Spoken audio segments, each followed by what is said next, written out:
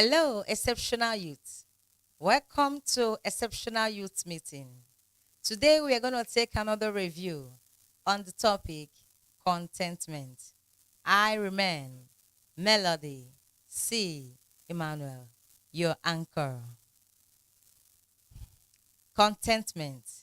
That is our topic for today. So I would like you to pay close attention to what we are going to review today. Now, let's look at what contentment is. Contentment with one's feeling, with one's circumstances, with one's things that are around you, with one's favorite. You know, when you are being content with what you have, you don't need to look further for what you cannot easily get. Contentment means you are satisfied with what you have within your reach at a particular time. It involves accepting and appreciating what you have rather than constantly desiring or striving for what is not your own or for what you couldn't get at a particular time. Contentment is often characterized by gratitude. That's our number one point. Gratitude. You show appreciation for what you have. You show appreciation for what is around you, for what God has given to you, for what people have already given to you, for what God has deposited in you. You show appreciation. That is number one. The things that characterize contentment. Number two is satisfaction. Satisfaction. When you are satisfied with what is around you, you are satisfied with your well-being, you are satisfied with your family, you are satisfied with your children, you are satisfied with your wife or your husband, you are satisfied with your work, your job, you are satisfied with the gift that God has deposited in you. And I know that being satisfied does not mean that you will not strive for an increase, but it means that at that particular time, you are satisfied with what God has given to you. Number three, acceptance. Acceptance. Accepting what is around you. Accepting the things that you could not change at the moment. Accepting the things that are not within your reach, which you cannot really ascertain. When you accept those things that is around you, you will see that you will be satisfied and you will show gratitude for the ones that God has already given to you. Number four, inner peace. You will have that peace, that inner peace that no one can take away from you.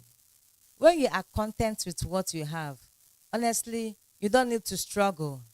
You will have peace of mind. You don't need to be biased. You don't need to be, complaining or murmuring here and there. That peace of mind is there. That joy is there. When you show gratitude, when you are satisfied, you see that all these things will fall in place. And your peace will be intact. Your mind will be intact. Your body, soul, and spirit will be intact. And you will work perfectly. Now, I want to tell you that contentment is not the same thing as complacency. Complacency. Being too satisfied with the current situation.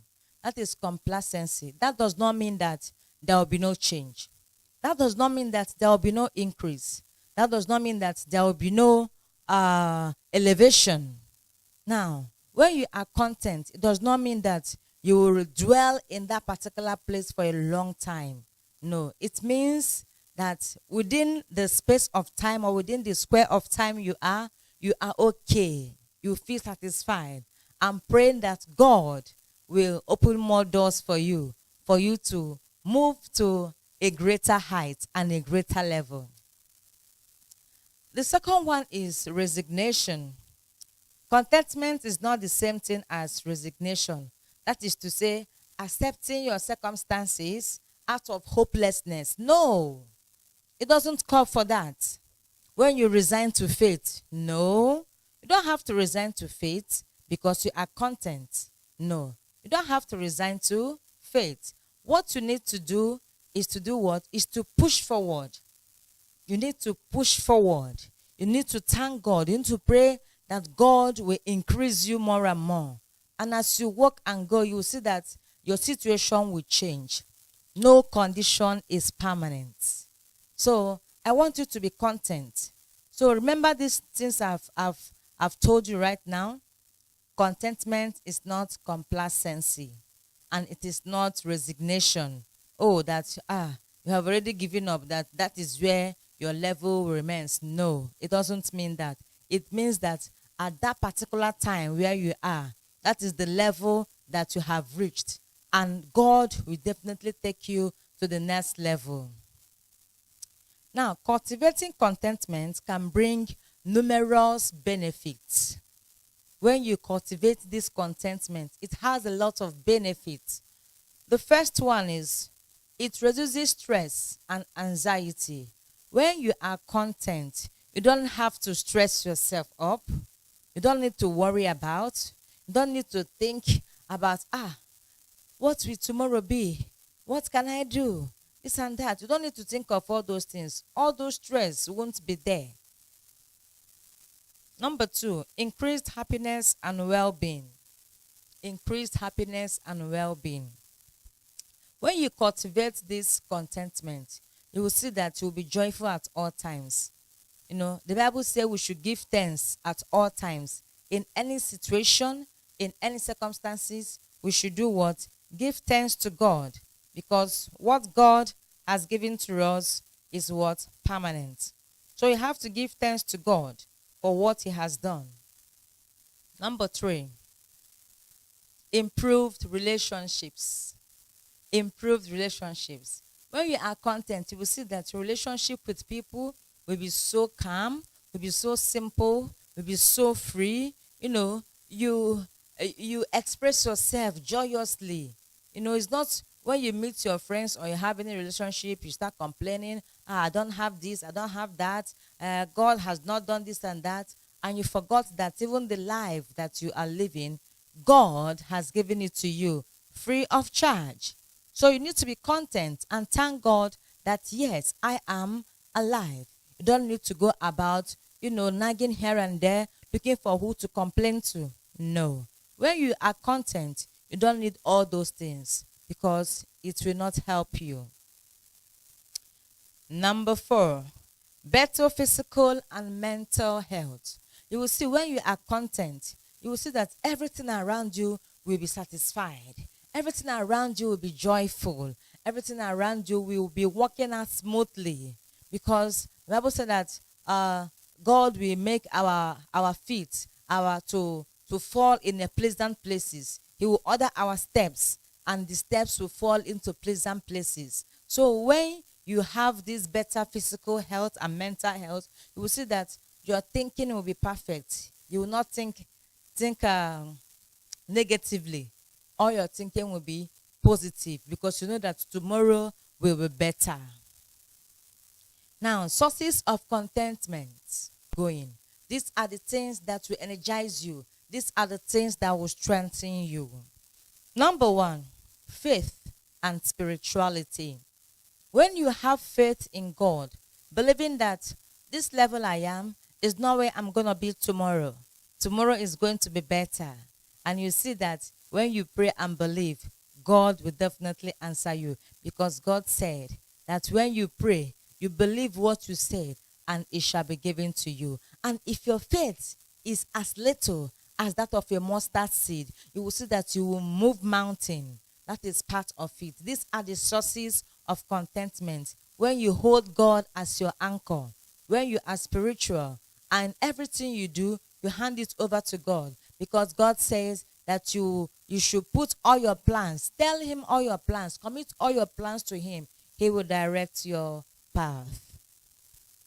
Number 2, personal growth and achievements. Personal growth and achievement. Now, when you are content, you see that the level where you are, you will strive to go to the next level. You will strive to improve yourself. You will strive to improve your talent. You will strive to improve everything around you. You cannot remain at a particular spot for a long time when all these sources are there. So when you put in all these things, you will see that you will grow, and there will be a lot of achievements that you would be taking them step by step. And when you do that, you will see that your joy will be complete. Number 4.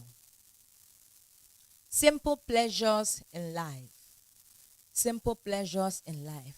What are those things that make you happy? What are those things that keep you going? What are those things that keep you joyful?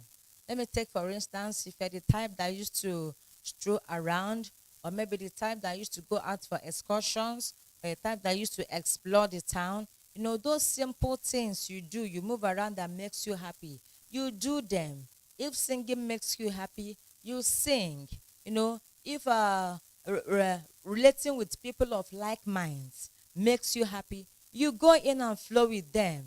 You know, you don't need to stay on your own and you feel that the whole world has crashed. No.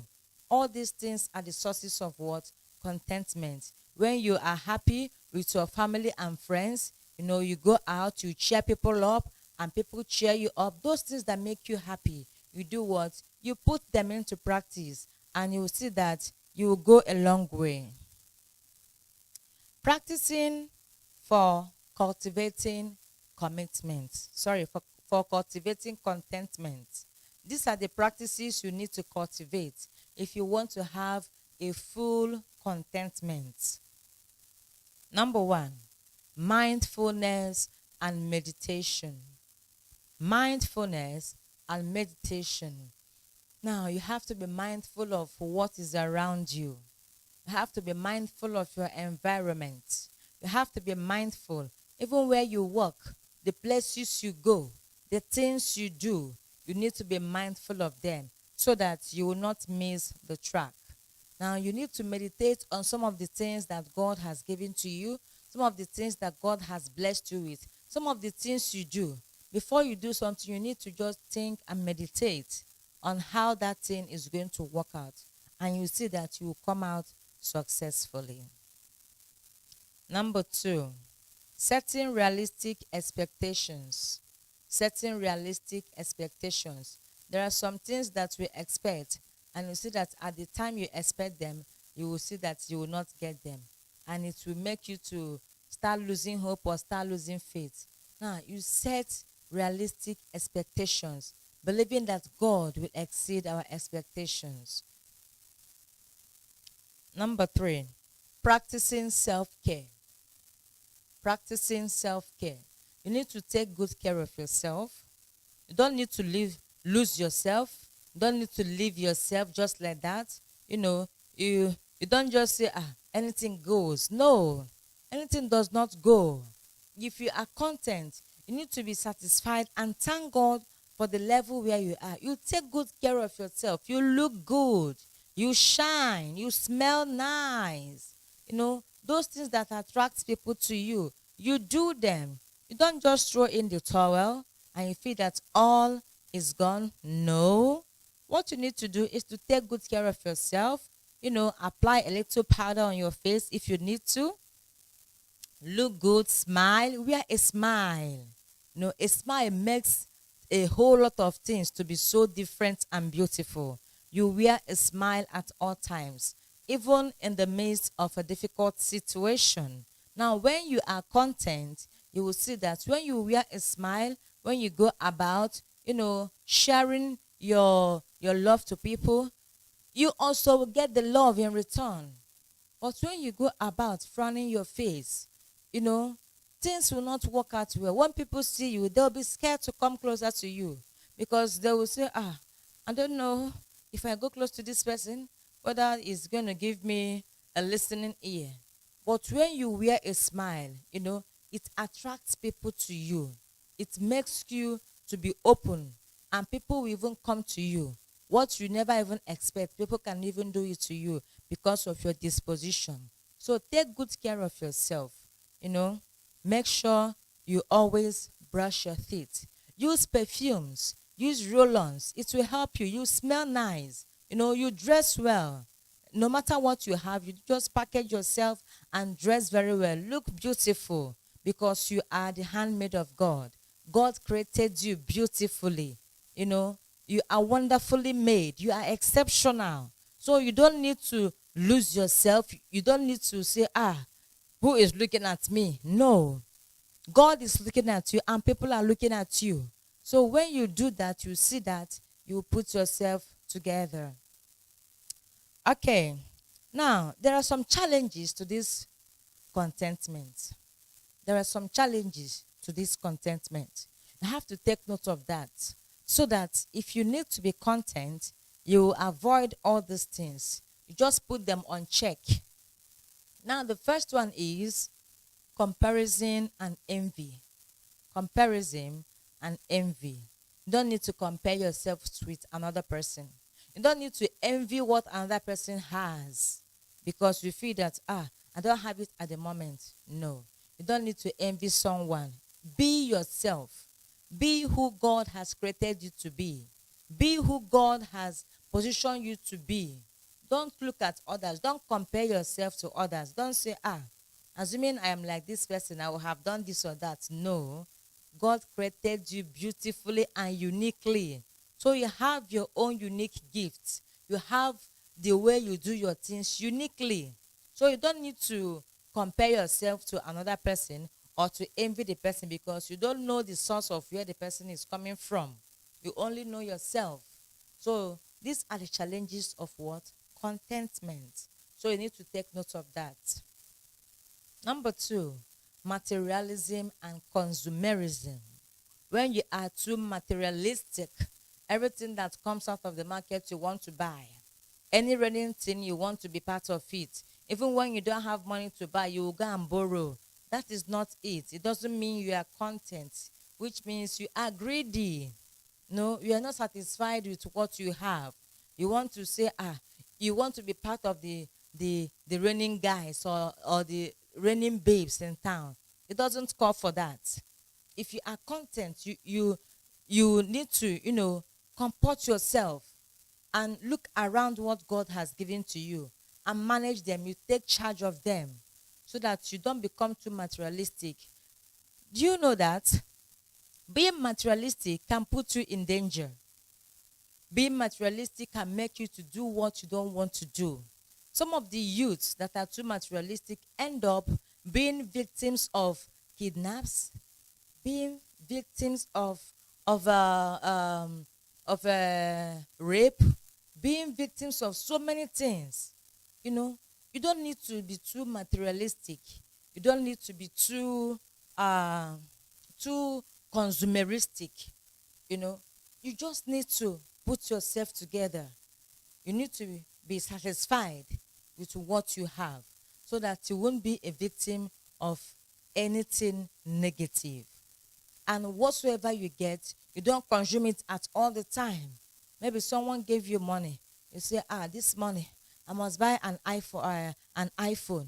I must buy an Android phone because I'm using a phone that has touch. No, it's not like that. You need to think, if I buy this thing now, what good will it do to me?